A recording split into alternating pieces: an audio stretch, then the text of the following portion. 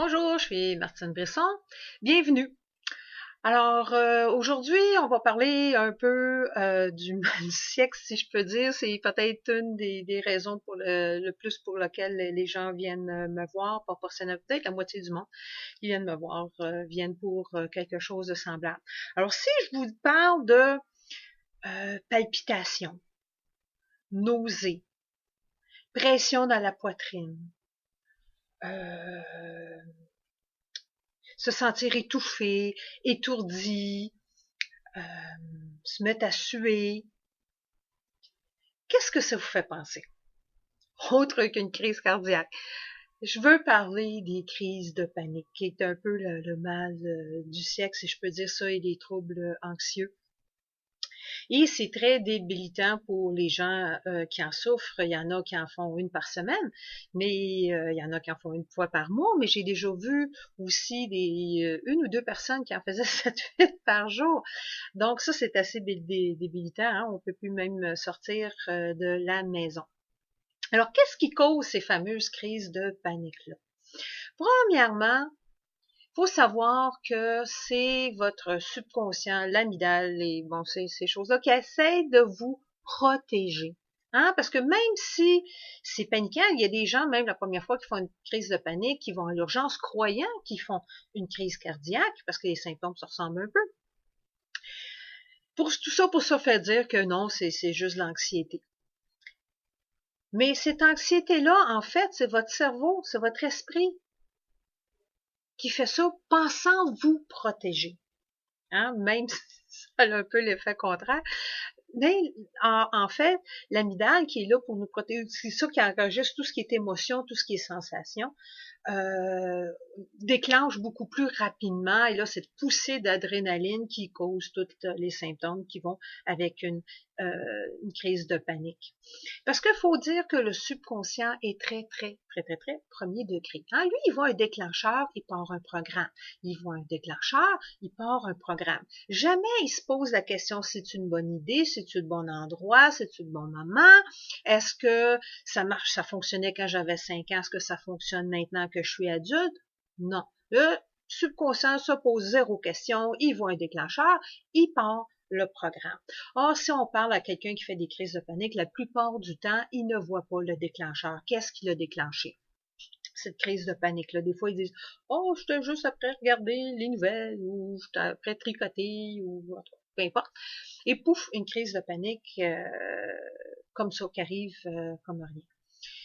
C'est parce que le subconscient a probablement détecté quelque chose dans son environnement, parce que le subconscient est à on 24 heures sur 24 et il monitore absolument tout. Or, la partie consciente, elle est beaucoup plus limitée. La partie consciente, elle peut juste porter attention à 7 brins d'information, plus ou moins 2. Fait qu'il y a plusieurs choses qui échappent à la partie consciente, mais qui n'échappent pas au subconscient. Et là, pouf, il passe son programme crise de panique. Le cerveau aussi, pour nous protéger, a un effet généralisateur. Hein, si il m'arrive un incident à un moment donné, un traumatisme, ça peut être un petit T, un gros T, mais j'en prends pas soin. Et là, le subconscient, lui, il se rappelle de ce petit traumatisme-là et il va avoir un effet de généralisation. Hein? Si j'ai un accident, me faire entrer dedans par une Fiat rouge sur l'autoroute, mais après ça, mon subconscient, je vois qu'il voit une Fiat rouge, je dis, oh, danger, danger, danger. Après ça, n'importe quelle petite auto rouge, danger, danger, danger. Après ça, n'importe quelle auto, danger, danger, danger. Et éventuellement, je ne suis plus capable de conduire sur l'autoroute parce que c'est légal, danger, tout ça, parce que le premier incident n'a pas été guéri, n'a pas été traité comme il faut. Alors, le subconscient pense seulement nous aider en ayant cet effet de généralisation. Alors, c'est pour ça que la plupart des gens qui font des crises de panique, habituellement, ça l'arrive plus souvent qu'autrement, ça commence là, jeune adulte. Ceci étant dit, j'ai vu des gens aussi que ça a commencé dans la quarantaine ou dans la cinquantaine, mais la plupart du temps, ça commence un peu plus jeune.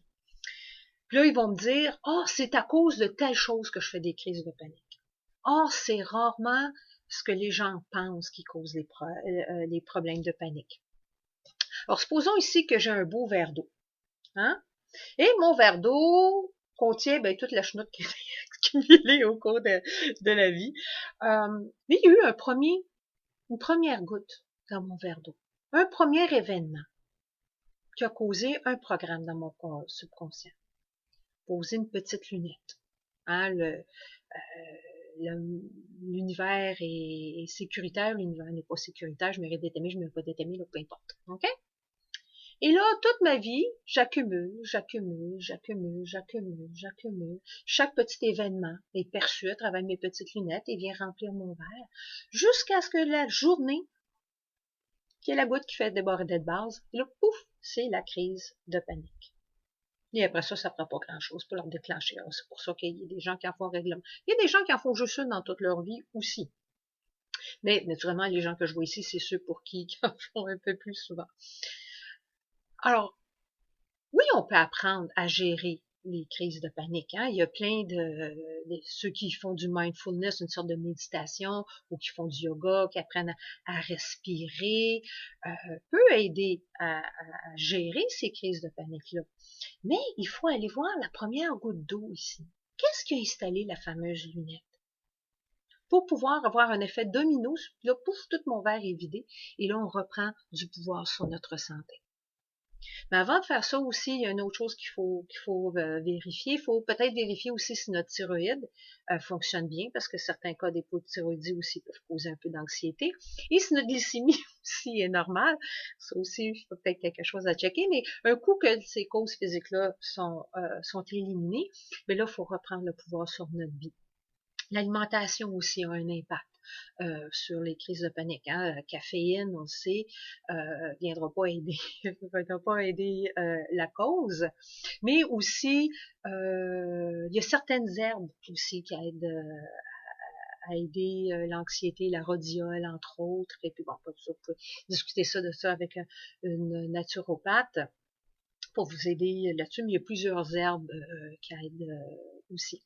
Mais si vous voulez vraiment prendre le pouvoir sur votre vie, ben l'hypnose, naturellement, je suis vendue à la chose, va vous aider à aller voir c'est quoi qui cause les crises de panique, c'est quoi le programme, qu'est-ce qui a installé ce programme-là pour pouvoir désinstaller le programme.